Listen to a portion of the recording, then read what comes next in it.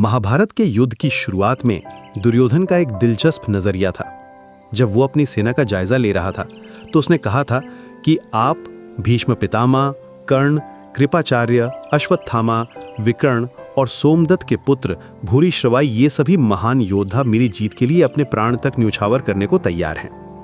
लेकिन सबसे दिलचस्प बात ये थी कि दुर्योधन ने पांडवों की तरफ से भीम को मुख्य खतरा माना था, अर्जुन को नहीं। आज हम जानते हैं कि पूरा युद्ध अर्जुन के इर्द गिर्द घुमा, लेकिन ये तो बाद की बात है। युद्ध की समाप्ति के बाद का विश्लेषण है। जो लोग युद्ध की शुरुआत में खड़े थे वे ऐसा कैसे सोच सकते थे? दुर्योधन के लिए तो युद्ध की सारी संभावना भीम से ही पैदा होती दिख रही थी। दुर्योधन की सोच गलत भी नहीं थी। अर्जुन जैसे भले और बुद्धिमान व्यक्ति पर युद्ध का भरोसा कैसे किया जा सकता था? अर्जुन में संशय की गुंजाइश थी। जहां बुद्धि है वहां संशय है, और जहां संशय है वहां द्वंद्व है। अर्जुन विचारशील था, और विचारशील व्यक्ति पूरे परिप्रेक्ष्य को देखता है। ऐसे में युद्ध जैसी भयंकर स्थिति में आंख बंद करके कूदना मुश्किल हो जाता है। भीम अलग था। भीम और दुर्योधन की प्रकृति में गहरा सामंजस्य था।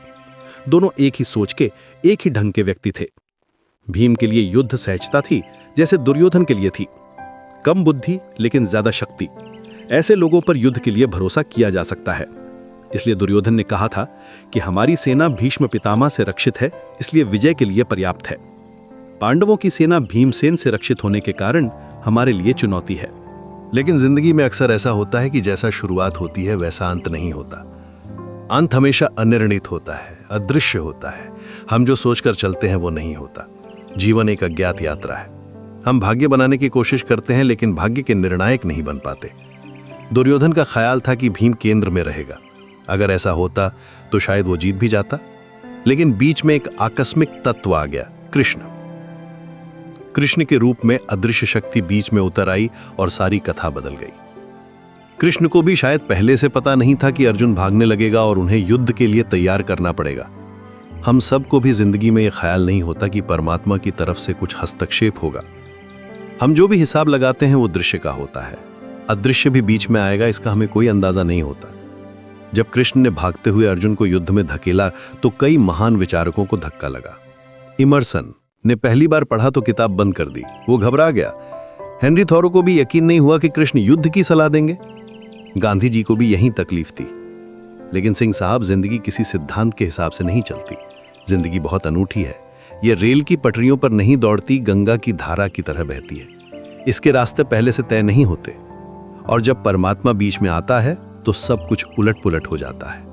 जो आदमी ने तैयार किया था, जो बुद्धि ने सोचा था, सब बदल जाता है। अर्जुन को एक नए स्तर पर पहुंचकर ही युद्ध के लिए राजी होना पड़ा। भीम जैसा था उसी स्तर पर युद्ध के लिए तैयार था। यही फर्क था, और यही फर्क पूरे युद्ध की दिशा बदल गया। ये कहानी हमें सिखाती है कि जिंदगी में हमारी सारी योजनाएं, सारे हिसाब किताब अधूरे हैं, क्योंकि हम सिर्फ दिखाई देने वाली चीजों का हिसाब लगाते हैं, लेकिन जो नहीं दिखता, जो अदृश्य है, वो भी हमारी जिंदगी में हस्तक्षेप करता रहता है। और जब वो हस्तक्षेप करता है तो सारे समीकरण बदल जाते हैं। दुर्योधन ने जो देखा वो गलत नहीं था, उसकी रणनीति सही थी। लेकिन जिंदगी में रणनीति से कहीं ज्यादा बड़ी चीज होती है, वो है अप्रत्याशित का हस्तक्षेप। और महाभारत में वो अप्रत्याशित कृष्ण के रूप में आया, जिसने पूरी कहानी ही बदल दी।